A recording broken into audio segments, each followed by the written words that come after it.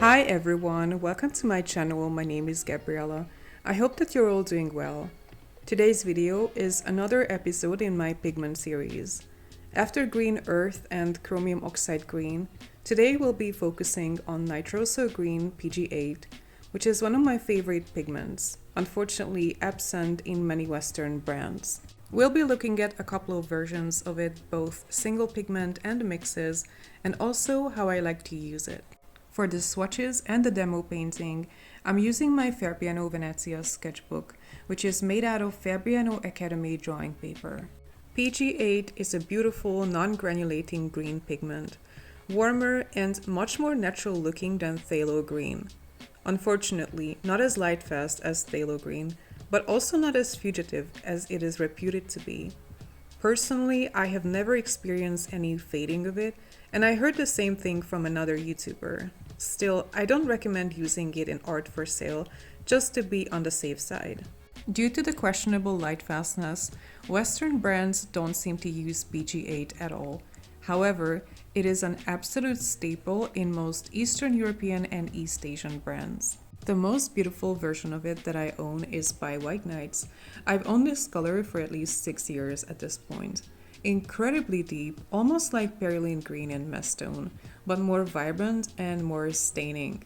I've recently acquired Rosa Gallery's PG8 as well, which doesn't seem to be as dark as White Nights and a little bit more muted altogether.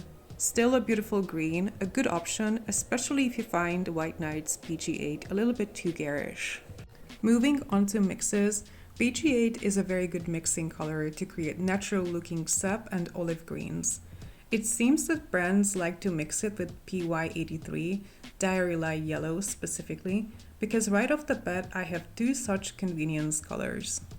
The first one is Sap Green by Renesans Poland, a beautiful 4-pigment mix that I find more olive green than sap green actually. It's also very opaque because of the yellow ochre and the Diary Light Yellow. It's a great convenience mix for realistic landscapes and a little bit more interesting and lively than their natural green earth. Moving on to Sap Green by Shinhan, I believe this is a very popular color in their PWC line, labeled as a single pigment PG8 Sap Green.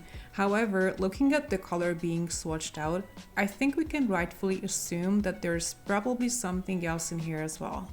Their SWC chart on their website labels this color as a PG7 and PG8 mix, meaning phthalo green plus nitroso green.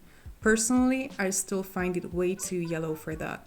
I have no way of finding out more, so I will leave it up to your judgment. It's still a beautiful color nonetheless that I have on 3 of my palettes currently. Next up, Shinhan PWC Olive Green, that is a 2-pigment mix of PG8 and again PY83 Diary Light Yellow that we just saw in the Renesans Sap Green. Because these are essentially the same pigments, the Shinhan Olive Green is very similar to the Renesans Sap Green.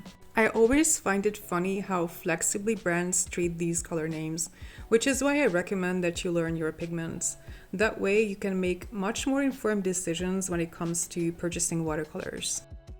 Moving on to the final swatch, Terra Verde by Shinhan again, which is a very unconventional mix for a green earth color, PG8 plus cobalt blue. The cobalt blue gives this color a heavy granulation that is not typical for any sap green or green earth. Out of all the colors that I'm featuring today, this is the most muted. I would call this a pine green rather than green earth or sap green. I only recommend this color if you're looking for a deep green with heavy granulation. Now let's do a demo painting featuring most of these colors, along with some deep yellows that PG8 is often mixed with. I'm doing a loose pine forest sketch that's not highly realistic. I will just let the colors flow into each other and work with whatever effects I manage to achieve.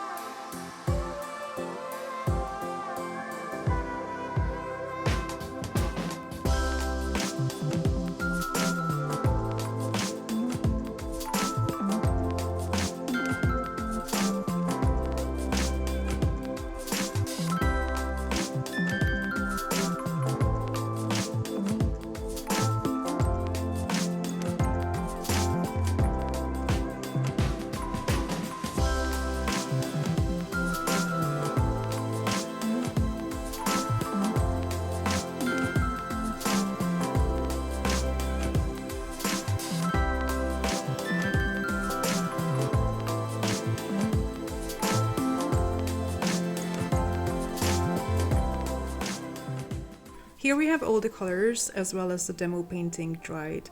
So what do you think of PG8? Do you have it on your palette? Personally, I love this pigment a lot, along with all the convenience mixes that are made with it. You certainly don't need all of them as they are very easy to replicate. If you are okay with medium light fastness, I definitely recommend this color. Okay, so that's it for today. I hope you enjoyed this video. If you did, please give me a thumbs up and leave me a comment. Thank you for watching this to the end. Take care and see you next time. Bye!